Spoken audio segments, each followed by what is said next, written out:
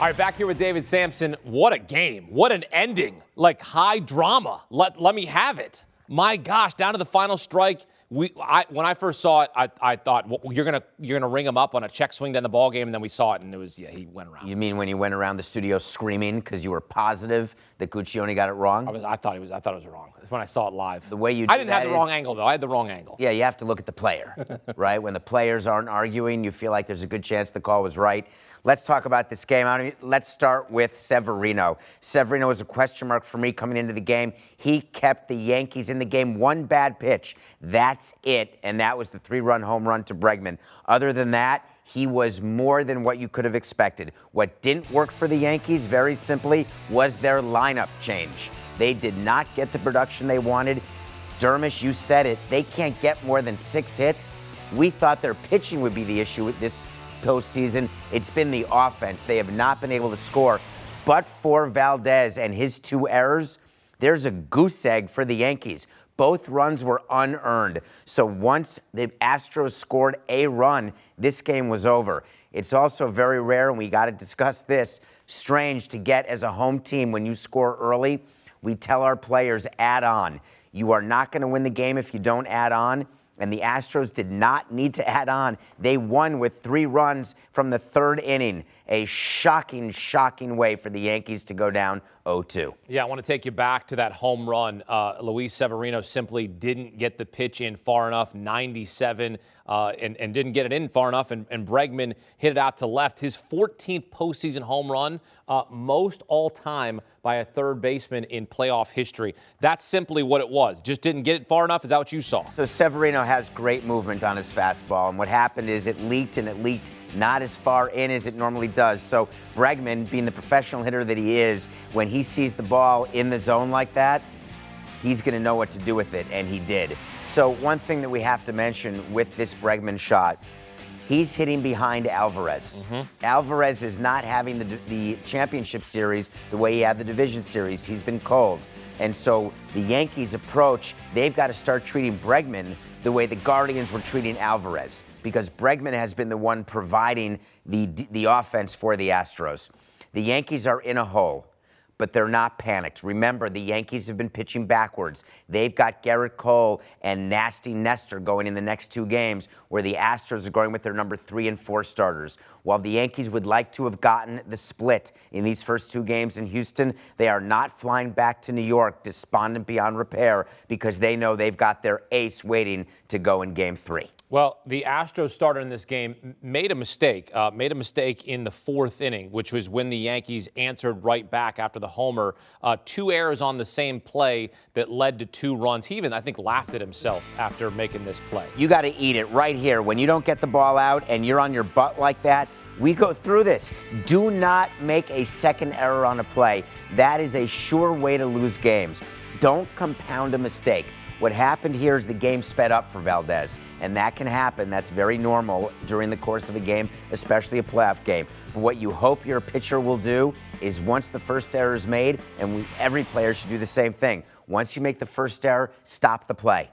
Don't try to make up for the error by making a spectacular play that the odds are you won't be able to make. And in this case, that led to unearned runs. In a postseason game, when you give unearned runs to the Yankees, the odds are you're going to lose this game. And that just shows you how bad the offense has been for the Yankees. They were able to get those 2 unearned runs and nothing else the entire game. Valdez gave you 7, and they didn't even have Montero available, by the way. Right. They had to go with Brehu and then to Presley 2 days in a row, and still the Yankees could get nothing going. Yeah, and Framber Valdez goes 7 strong, really, outside of the 2 unearned runs. They take you to his final inning, half inning, where he struck out the side, all on curveballs. I mean, he looked great to end his outing. You remember what we were talking about at the beginning of the game? He was not getting swings and misses on the curveball. Now, as he's approaching 100 pitches in the 7th inning, when he knows these are his last few batters, he was getting the swings and misses on that curveball. For me, I'm surprised the Yankees did not have the approach that Rizzo had in the 9th inning off Presley, where you go up in the box and try to get that curveball before the break. But there was nothing these Yankee hitters could do about it. Look what Valdez did. We said that he was an ace, just like Verlander, and he pitched like one tonight. Yankees struck out 13 times in this one. So that is, let's do the quick math, 30 strikeouts in 2 games. Now get this. He graduated number 1 in his class, folks. Get this, and a hat tip to Katie Sharp. The Yankees are the second team in postseason history with 30 strikeouts and fewer than 10 hits in any 2-game span. The other team was the Red Sox in the 2013 World Series. Who were the World Series champions in 2013? Will Middlebrooks and the Boston Red Sox. There you go. So what that tells me is, that's kind of odd, but it also tells me there's hope for the Yankees down 0-2. I think the hope rests in who's pitching for the Yankees coming up, and the hope that the Yankees offense turns around, not the hope that 9 years later we'll have a repeat of what the Red Sox did. But maybe I'm wrong. Perhaps. Sometimes history repeats itself, David. Thank you. Right?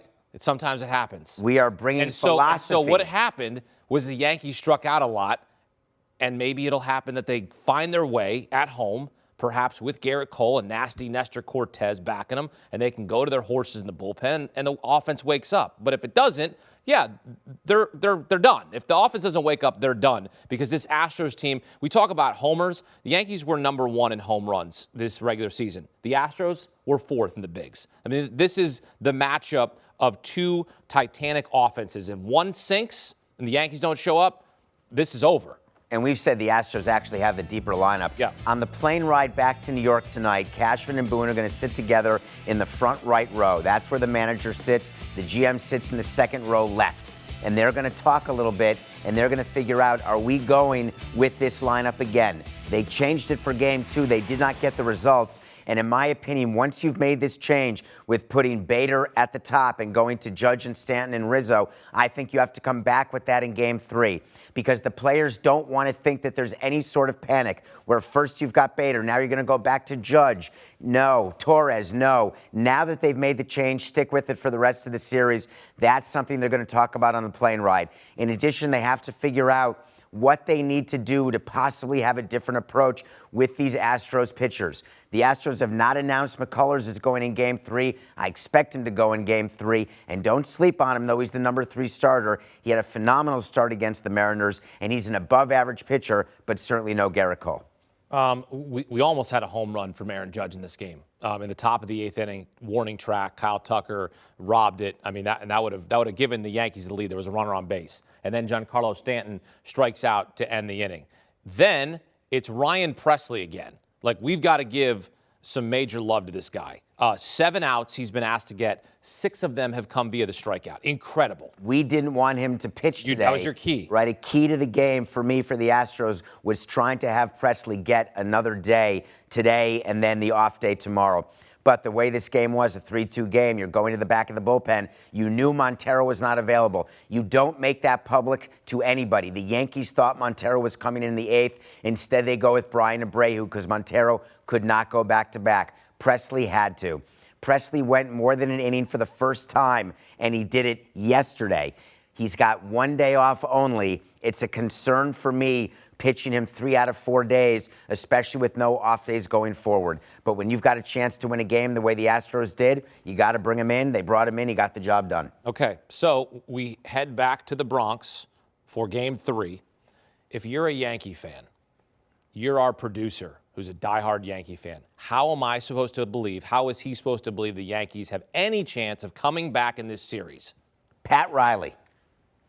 Pat Riley's my answer. What does he say? A series doesn't start till the home team loses a game. So that's it. That's my speech. The Yankees are going home. All they have to do is hold serve. And then it's 2-2. Are we going 7? No. We're not going 7. No. It's still Astros in 6. Why would I change my mind now? I don't know. I'm just making sure. I'm just confirming that's your pick. I had the Astros winning these first 2 games because of the way the rotations were. All right. And I have Cole. Shh. Don't tell anyone, but I think the Yankees have a good chance in Game 3. I think I'm going to give you my pick right now. Yankees in Game 3, Yankees in Game 4. This becomes a best of 3. I think that would be outstanding for the Yankees. Make it happen. Make it happen, Yankees. Let's go. I'm not supposed to be rooting for a team, but you know what? I don't care, okay? I have the microphone, and they're not cutting it from me. But look, you got to respect what the Astros are doing this year, this season. And they haven't lost in the postseason. No, they have not lost in the postseason. And look, you can throw out all the trash can and the buzzer talk and blah, blah, blah, blah. I get it. Like, this is a good lineup, good pitching staff. and a good bullpen, and that's what you get here in the postseason. The one player from 2017, he has no hits in the postseason. Jose Altuve. Right. Yeah, 0 for 23, the longest hitless streak to begin a postseason in MLB history. That's the only thing that's going wrong for the Astros right now, but they head to the Bronx up 2-0 in the ALCS Game 3 Saturday. Do you want a sports network that delivers everything that matters about the game? The highlights, the picks, the instant analysis, no yelling, no fake debates, no politics. Hit the subscribe button and never miss a moment.